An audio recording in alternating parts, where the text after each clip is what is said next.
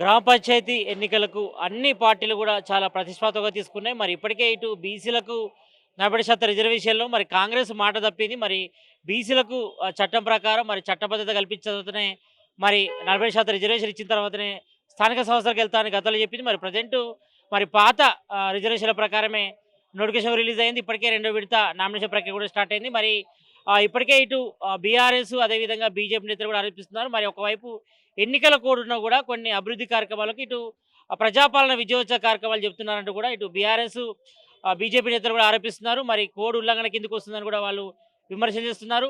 మరి దీనిపై ఇటు కాంగ్రెస్ నేతలు ఏమంటున్నారు? ఇదే విషయంపై మనతో మాట్లాడేందుకు సేవాదల్ రాష్ట్ర జనరల్ సెక్రటరీ దయాకర్ గారు ఉన్నారు. వాళ్ళతో మాట్లాడదాం. అన్న, ఇప్పటికే ఇటు గ్రామ పంచాయతీ నోటిఫికేషన్ వచ్చింది. రెండో విడత నామినేషన్ ప్రక్రియ కూడా ఈరోజు కొనసాగుతుంది. ఒకవైపు ఏమో సీఎం రేవంత్ రెడ్డి ఇటు నో పోలింగ్ సంబంధించి రూల్స్ అన్నీ కూడా బ్రేక్ చేస్తున్నారు. ఎక్కడ పడితే అక్కడ సభలు పెడుతున్నారు, సమావేశాలు అంటున్నారు.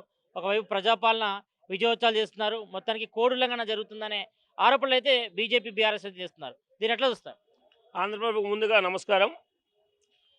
అది ఎన్నికల కోడ్ అనేది మున్సిపాలిటీలలో లేదు. గ్రామ పంచాయతీలు ఉన్నాయి కాబట్టి ఇప్పుడు రంగారెడ్డి కానీ, హైదరాబాద్ కానీ ఎలక్షన్ కోడ్ లేదు.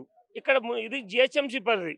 అట్నే ఇప్పుడు ఎక్కడైనా మీటింగ్ పెట్టారంటే ఎలక్షన్ కోడ్ ఉందంటున్నారు కానీ మున్సిపాలిటీలో ఎలక్షన్ కోడ్ ఎట్లుంటుంది? గ్రామ పంచాయతీలు ఎక్కడైతే జరుగుతున్నాయో అక్కడే ఎలక్షన్ కోడ్ ఉంటుంది తప్ప ఏదైనా కూడా జనాలకి అభివృద్ధి చేసే పని కోసమే కా కాలుకి బలపం కట్టుకొని తిరుగుతున్నారు మా సీఎం గారు. ఇప్పుడు లోకల్ ఎలక్షన్స్లో 100కి 100%. మొన్న చూశారు మీరు, జూబ్లీహిల్స్ ఎలక్షన్లో దరిదాపు బీజేపీ డిపాజిట్ కోల్పోయింది, టీఆర్ఎస్కి ఓట్ బ్యాంక్ తగ్గిపోయింది. కాంగ్రెస్ పార్టీ అత్యధిక మెజార్టీతో నవీన్ యాదవ్ గారు గెలుపొందారు. దీంతో పాటు మేము చేసిన సంక్షేమ పథకాలు చూశారు కాబట్టి ఇప్పుడు రేపు గ్రామ పంచాయతీ ఎలక్షన్లలో కూడా మనం ఇప్పుడు ఇంకా 3 ఏళ్ళు ఉండేది కాంగ్రెస్ ప్రభుత్వమే కాబట్టి కాంగ్రెస్ ప్రభుత్వానికే ఓటేస్తే పంచాయతీ కానీ, కాన్స్టిట్యున్సీ కానీ, జిల్లా కానీ, స్టేట్ కానీ డెవలప్ అవుతుంది. ఇప్పుడు ఇచ్చిన మేము చేసిన సంక్షేమ పథకాలు చూడండి. సంక్షేమంతో పాటు అభివృద్ధి చేస్తున్నాం. ఒక కేసీఆర్ గారి లాగా వాళ్ళ ఫ్యామిలీ కోసం కష్టపడట్లే. ఇందిరమ్మ ప్రభుత్వం, ఇందిరమ్మ పాలన, రేవంత్ రెడ్డి గారి ఆధ్వర్యంలో, పిసిసి అధ్యక్షుడు మహేష్ అన్న గారి ఆధ్వర్యంలో, మా బట్టి డిప్యూటీ సీఎం గారి ఆధ్వర్యంలో సంక్షేమ పథకాలతో పాటు అభివృద్ధి కార్యక్రమాలు చేసుకుంటూ మొన్న రీసెంట్గా పెట్టుబడుల కోసం యుఎస్ఏ వెళ్ళి 1,70,000 కోట్లు తీసుకొచ్చారు. జాబులు ఇప్పుడు నిరుపేద అంటున్నారు. నిరుపేదలు ఎక్కడ? నిరుపేద ఉన్న వాటిని కూడా కవర్ చేసుకుంటూ ఇప్పుడు డబుల్ బెడ్రూమ్ ఇల్లు కానీ, సన్నబియ్యం కానీ, రేషన్ కార్డు కానీ అన్నీ ఇచ్చుకుంటూ పోతున్నాం. అవి సంక్షేమ పథకాలు చూసి, అభివృద్ధిని చూసి రేపు పంచాయతీ ఎలక్షన్లో కూడా డిపాజిట్ కోల్పోయే అవకాశం ఉంది టీఆర్ఎస్కి. ఎందుకంటే వాళ్ళ తల్లి అంటే కేసీఆర్ గారు కానివ్వండి, కేటీఆర్ గారు కానివ్వండి, హరీష్ రావు గారి, కవిత, వాళ్ళ నలుగురికి కూడా పొంతన లేదు. ఆ నలుగురు పంచుకున్న వాటిని అంటే ఏదైతే 10 సంవత్సరాలు పరిపాలించి సంపాదించిన డబ్బును పంచుకోవడంలో వాళ్ళు విఫలమైపోయారు.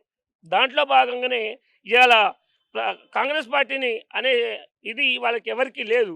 ఏంటంటే మేకపోతే గాంభీర్యం చూపిస్తున్నారు కేటీఆర్ గారు. కానీ ఆ అధ్యక్ష పదవి కోసం హరీష్ రావు గారు, కేటీఆర్ గారు ఇద్దరు పాకులాడుతున్నారు. వాళ్ళిద్దరు కొట్టుకోవడమే సరిపోతుంది తప్ప జనం గురించి అభివృద్ధి కోసం వాళ్ళు చూడరు. జనం అభివృద్ధి చేయాలన్నా, ఏది చేయాలన్నా కాంగ్రెస్ పార్టీతోనే సాధ్యమైంది. మొన్న డీసీసీ అధ్యక్షులు పదవులు ఇచ్చారు. బీసీ దానికి కట్టుబడి ఎప్పుడు ఇవన్నీ కూడా ఇవ్వనట్టే ఇప్పుడు క్యాబినెట్లో మహిళలు ఉన్నారు. అట్నే డీసీసీ అధ్యక్షుల్లో కూడా మహిళలు ఉన్నారు, ఎప్పుడూ లేరు. డీసీసీ అధ్యక్షులు, జిల్లా అధ్యక్షులు అనేది జిల్లాకి పెద్ద గొప్ప వరం. డీసీసీ అధ్యక్షుడు అంటేనే కాంగ్రెస్ పార్టీకి ఆ జిల్లాకి పెద్ద బాస్ అన్నట్టు. ఆ దాంట్లో భాగంగా కూడా కష్టపడ్డ వాళ్ళకి 100% ఫలితం దక్కుతుంది కాంగ్రెస్ పార్టీలో.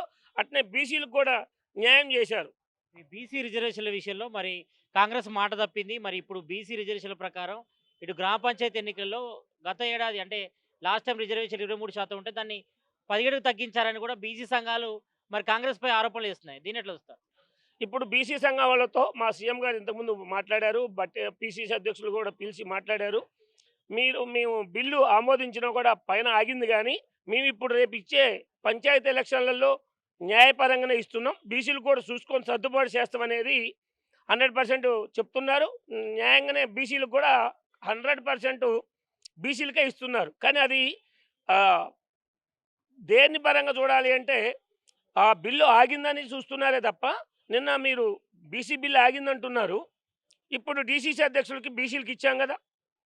పై రూల్స్ ప్రకారం ఆగుండొచ్చు కనిపిస్తుందేమో కానీ, వాళ్ళలాగా మేకపోతు గాంభీర్యం మాకు లేదు. మేము అనుకున్న మాట మీద ఉన్నాం. ఆ మాటకు కట్టుబడి ఉండి, రేపు పంచాయతీ ఎలక్షన్‌లో కూడా చూడండి బీసీలకే ఎక్కువ ఇచ్చాం. బీసీ రిజర్వేషన్ విషయంలో ఇటు కాంగ్రెస్ గాని, సెంట్రల్‌లో ఉన్నటువంటి కేంద్ర ప్రభుత్వం గాని కుట్ర చేస్తుంది. బీసీలని అణగదొక్కే ప్రయత్నం చేస్తుందంటూ కూడా బీసీ సంఘాలంటున్నాయి.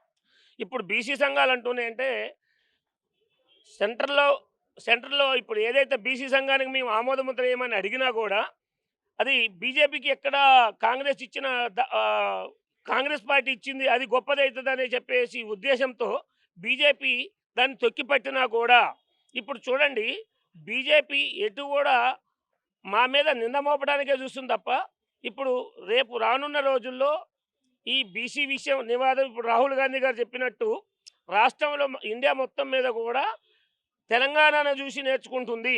డెవలప్ గానీ, అభివృద్ధి గానీ, బీసీ సంఘాల గురించి గానీ, బీసీది కార్డు 100% మేము మొన్న ఎమ్మెల్యేకి కూడా బీసీ సీట్ ఇచ్చినాం.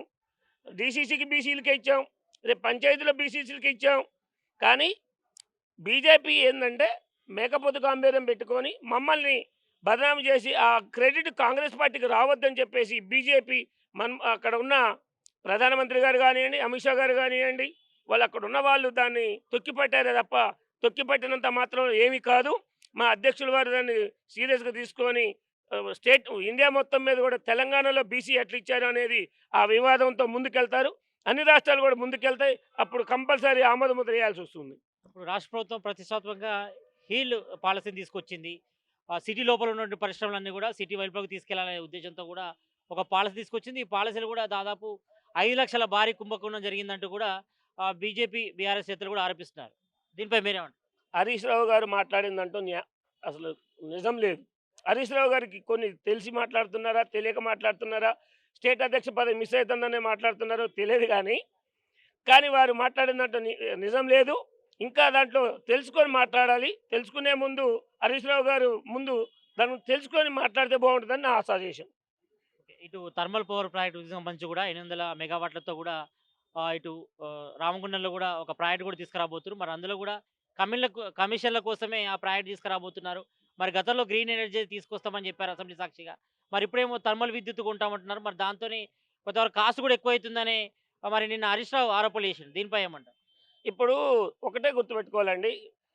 ఎంత కాస్ట్ పెరిగినా జనం మీద మనకి అభివృద్ధి జరగాలి, సంక్షేమ పథకాలు రావాలి. దాంతో పాటు జనాల్లో ఇది రావాలి అంటే వాళ్ళు ఏదో ఒక విధంగా అది గవర్నమెంట్ లాస్ అయినా కూడా జనాలకు న్యాయం చేసే పనిలో కాంగ్రెస్ ప్రభుత్వం ఉంటుంది.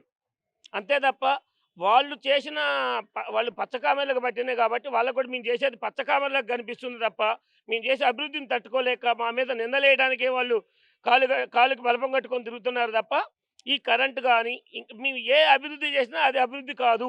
సంక్షేమ పథకాలు ఇస్తే సంక్షేమ పథకాలు కాదు.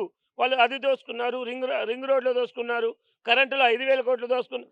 ఆ 5,000 కోట్లు తీసుకున్నది ఎక్కడో రమ్మని చెప్పండి. దాన్ని తీసుకొని అసెంబ్లీలో మాట్లాడటానికి రమ్మనండి. మా సార్లు అందరూ వస్తారు, మా ఎమ్మెల్యేలు ఉన్నారు. అసెంబ్లీలో ప్రవేశపెట్టేటప్పుడు రమ్మనండి, అడగమనండి. ఆ రోజుకి ఏమీ రాదు, ఏమీ మాట్లాడలేరు. మొత్తానికైతే ఇది బీసీ రిజర్వేషన్ల విషయంలో కూడా మరి రాష్ట్ర ప్రభుత్వం ఇచ్చిన హామీ కూడా కట్టుబడి ఉన్నాము. మరి రాబోయే రోజుల్లో కూడా మరి బీసీలకు రిజర్వేషన్లు ఇచ్చిన తర్వాతనే ఇటు ఎంపీటీసీ, జెడ్పీటీసీ ఎన్నికలకు వెళ్తాము. మరోవైపు ఇటు హీల్డ్ పాలసీ విషయంలో మరి రాష్ట్ర ప్రభుత్వం చాలా ప్రతిష్టాత్మకంగా తీసుకుంది. మరి దీనిలో భాగంగానే మరి పరిశ్రమల అభివృద్ధి కోసం మరి ప్రోత్సాహాల భాగంగానే ఈ రకమైన పాలసీ తీసుకొచ్చామని కూడా సేవాదల్ రాష్ట్ర ప్రధాన కార్యదర్శి దయాకర్ చెప్తున్నారు.